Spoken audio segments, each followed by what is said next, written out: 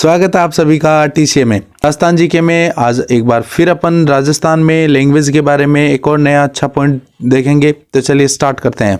राजस्थानी भाषा का विकास भी अपभ्रंश भाषाओं, अपभ्रंश भाषाओं का मतलब होता है दूसरी भाषाओं के मिक्सर से हुआ है, यानी मरु गुर्जरी से हुआ है, सोरसेनी से हुआ है और नागर भाषाओं से हुआ है।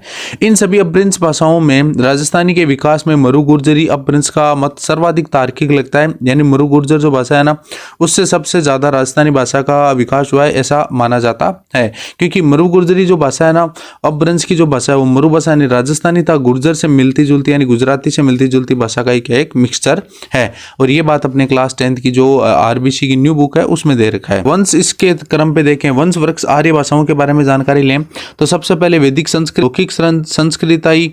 उसके बाद लौकिक संस्कृत है वो दो भागों में बंट गई, एक तो पाली भाषा में, एक संस्कृत भाषा में। फिर जो आगे पाली भाषा है वो प्राकृत भाषा में बंट गई। फिर जो प्राकृत भाषा है वो मरु गुर्जरी अपभ्रंश में, सोरसेनी अपभ्रंश में और नागर अपभ्रंश में हुई।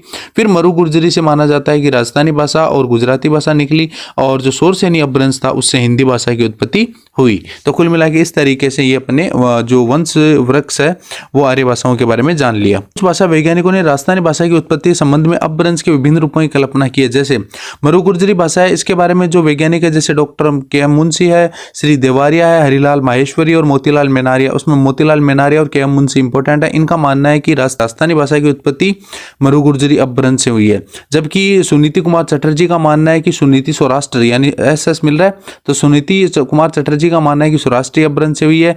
जबकि अगर बात करें डॉक्टर जॉर्ज अब्राहम ग्रियंसन और पुरुषोत्तम मेनारिया का मानना है कि नागर अपभ्रंश से किसकी उत्पत्ति हुई है, राजस्थानी भाषा की उत्पत्ति हुई है। चलिए आगे बात करते हैं। राजस्थानी भाषा है उसका उद्भव लगभग 1293 में हुआ माना जाता है। इतालवी विद्वान एलपी टेसिटोरी जो आए थे ना, उन्होंने 12वीं सदी के लगभग राजस्थानी भाषा का अस्तित्व में माना जा चुका है। उनके अकॉर्डिंग शताब्दी के बाद में राजस्थानी भाषा का विकास है वो एक स्वतंत्र रूप में होने लग गया। राजस्थानी भाषा का जो स्वर्ण युग है यानी राजस्थानी भाषा का जो गोल्डन पीरियड है वो 1650 से 1850 के बीच में 200 साल माने जाते हैं।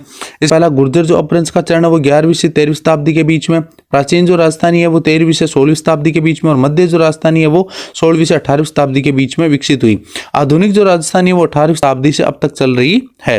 प्राचीन राजस्थानी है वो 16 जो विक्रम संवत 1600 से पहले थी, और नवीन जो राजस्थानी है वो अपने पास विक्रम संवत 1600 के बाद वाली है। तो कुल मिला के ये लैंग्वेज के बारे में एक छोटी सी इंफॉर्मेशन थी जो आप लोगों को मैंने राजस्थानी भाषा के बारे में बता दिया है। नेक्स्ट भी आपके लिए प्यारे प्यारे सोर्स आते रहेंगे। आप इसी तरीके से टीसीए के साथ बने रहिए।